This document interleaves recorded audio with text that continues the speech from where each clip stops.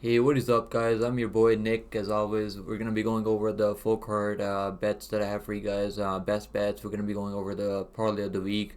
We're gonna be going over the lock of the week. I already made a lock of the week video earlier on because I knew the lines would get steamed by now, and that's why I make the early picks videos because the lines would get steamed.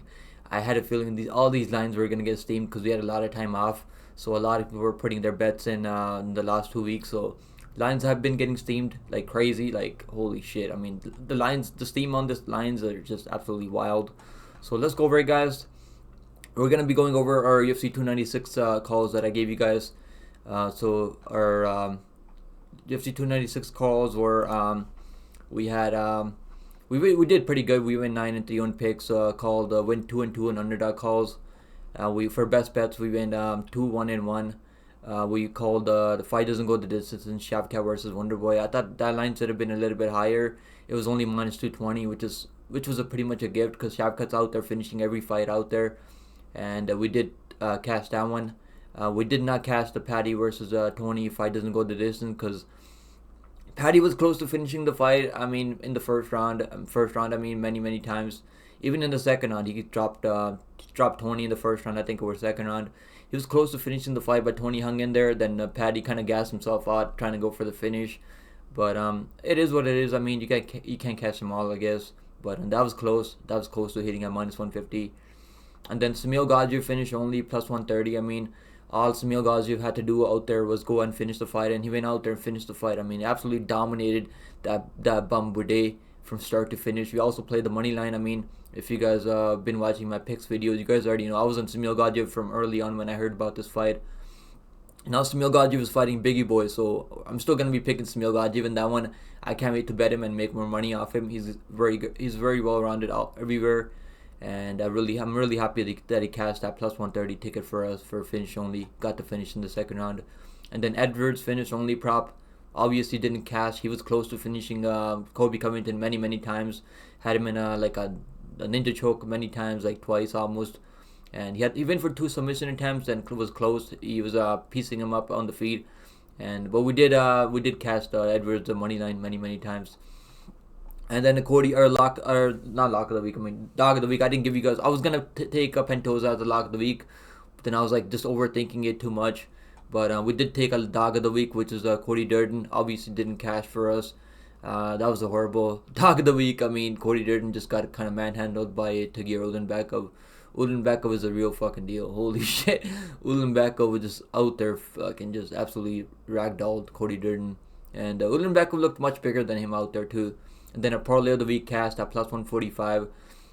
Guys, subscribe to the channel. I'm giving you guys fucking plus money parlays every week in and week out. Come on, subscribe to the channel. We're trying to get it. We're trying to make our way to 1K subscribers. I'm out here giving you guys free fucking parlay, plus money parlay of the week. There's people out there charging money for like parlays that not even plus money. So make sure you guys go subscribe to the channel. And we had Paddy, Shavkat, and Pentosa. And I was gonna take Pentosa as my lock of the week at minus 170 early on, but then I was just overthinking it too much. But I told you guys he was a great parlay piece. Went out there, got like over 10 takedowns, and absolutely dominated Royval. Couldn't get the finish. I was disappointed that he couldn't get the finish, but at least he came through for us. Cashed that parlay of the week. So overall, we did pretty good on UFC 296. I'm pretty happy with the last card. Let's go over the next week now. UFC Vegas 84. Now let's go. First best bet is Tom Nolan. I mean, we've been on Tom Nolan since he was a minus 180 early on. I told you guys to go bet on him. That's why I make these early breakdowns for UFC cards because I know the lines always get steamed. I've been in this game for quite a long time now, so I know how the betting market works. Most of the public starts betting on these fights like a week or 2 weeks before. So we got Tom Nolan back as minus 180. Obviously, I can't give you guys a Tom Nolan at minus 330 now on the money line. So the next best thing that I could find for you guys was a plus money prop on Tom Nolan by KO round 1. I do think he's gonna get the KO in the round 1. And I do think even by submission, Tom Nolan by submission is plus 750. I know he's not really out there submitting anyone, but there's always a chance, man. So I think it's worth a sprinkle. I might put like $10-20 on it myself for the submission prop. But I do like Nolan by TKO round 1 plus 105. And let's go to the next one now.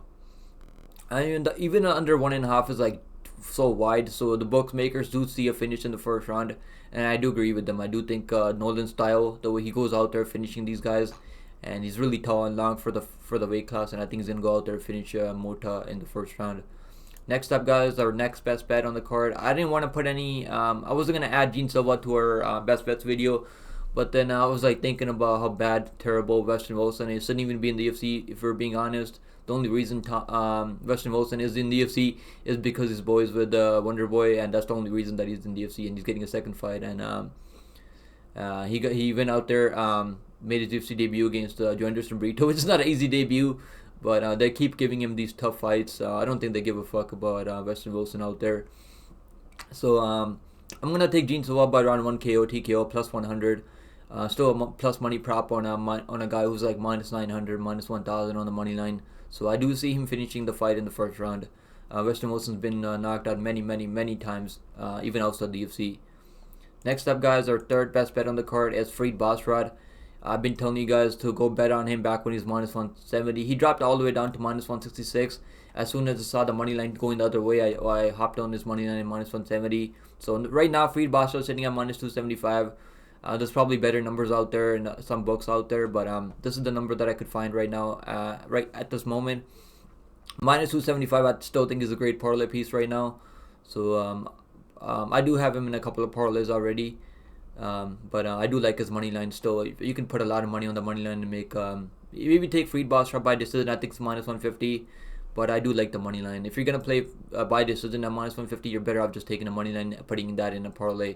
But we got him back when he's minus 170, and I'm really happy to beat some line movement over there. And I do see him getting the win by decision. I don't think he's gonna finish Lapilus. Lapilus has never been finished in his career, and there's a reason for that. He's very well rounded. He's not gonna go get taken down over there and get submitted right away. He's going to keep the fight on the feet, I think. Maybe give up a couple of takedowns, because I do see him giving a couple of takedowns. He gave a couple of takedowns to Colin Lafreniere last time in France card, where he fought last time. And I do think Freed Bosrod is going to be able to outstrike him on the feet, score enough points in the scorecards, win the fight, either 30-27 or 29-28. I think it's going to be 29-28, because I do see Lapilus winning the third round. Next up, guys, our fourth best bet on the card is fight doesn't go the distance in Manel Cap versus Nicolau.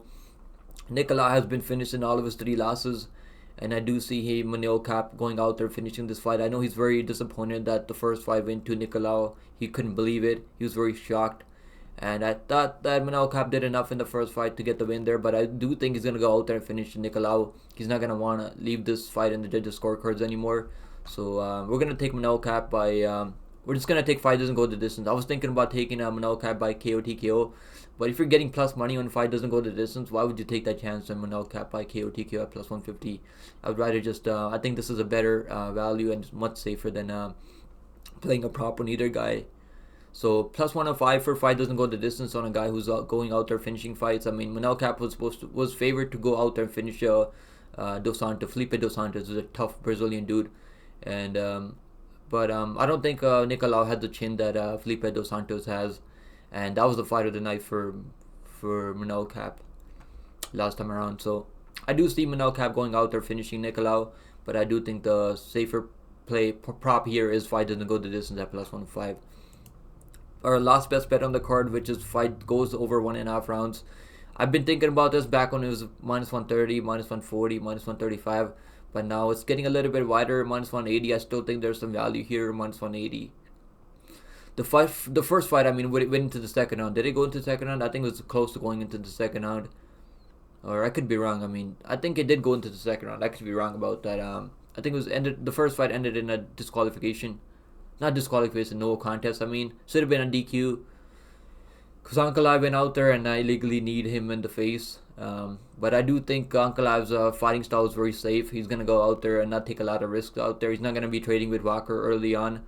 He knows Walker has a ton of power and a ton of knockout power early on. So I do think Walker's Ankalaev's going to go out there, do what he did in the first fight, hold him down, put that body weight on top of him, tire him out a little bit, maybe find a finish later in the fight, or just win a decision. I do think Ankalaev's going to win a decision, but now that I think about it, I think there could be a finish in the 4th or 5th round or 3rd round. but I do think this fight goes over 1.5 rounds. I'm not super confident on this because Walker has a glass chin, so I'm not telling you guys to go put everything down on this over 1.5 rounds. But I do think you can add this to one of your Longshot parlays. Next up, guys, we're gonna go our lock of the week. You guys already know my lock of the week is Jim Miller. I locked him back when he was plus 100. I've been picking him back when he was plus 114. I saw him open up at plus 130. I knew I was gonna pick him Jim Miller right away. Jim Miller at plus money. Now he's minus 150 right now. I mean, holy shit. So everyone's on Jim Miller right now. God damn it. I gotta fucking drink some water. But everyone's on Jim Miller right now. I do think Jim Miller is gonna go out there, cast or lock of the week ticket for us. Plus 150 for inside the distance. Yeah, I like the inside the distance for Jim Miller. I think Benitez, as tough as Benitez is, he's going out there getting finished every most of his losses out there. And Jim Miller's going out there finishing guys, so I do think Jim Miller's gonna go out there and finish Benitez. And I like the inside the distance at plus 150. I think he can either knock him out or submit him, catch him in a submission, guillotine, ninja choke, everything out there. Jim Miller can do it all. So Jim Miller lock of the week. I locked him back when he was underdog, so even now I can't really do anything about the line changing. I mean, it is what it is, I guess. Minus 150 for Jim Miller. He should have been the favorite the whole time. So Jim Miller, a lock of the week is Jim Miller. Let's go to the parlay of the week, guys. We coming off a really good plus 145 ticket that we cast last week. Last card, UFC 296. Now our parlay of the week, I put this in early because I knew the lines would get steamed. This is why I tell you guys to put your bets in early because the lines always get steamed. I mean, Tom Nolan, we got Tom Nolan in our parlay of the week back when he's minus 180. Now he's sitting at like minus 330 right now, minus 350. I mean, holy shit, I can't do anything about that. It's not under my control that these lines get steamed. But this was a plus 231 parlay. I put this I put this ticket out on my community section, so make sure you guys subscribe to the channel. I always give you guys early parlay of the weeks. I mean, I always put these parlays in early because I've been in this game for a long time and I know how the market works.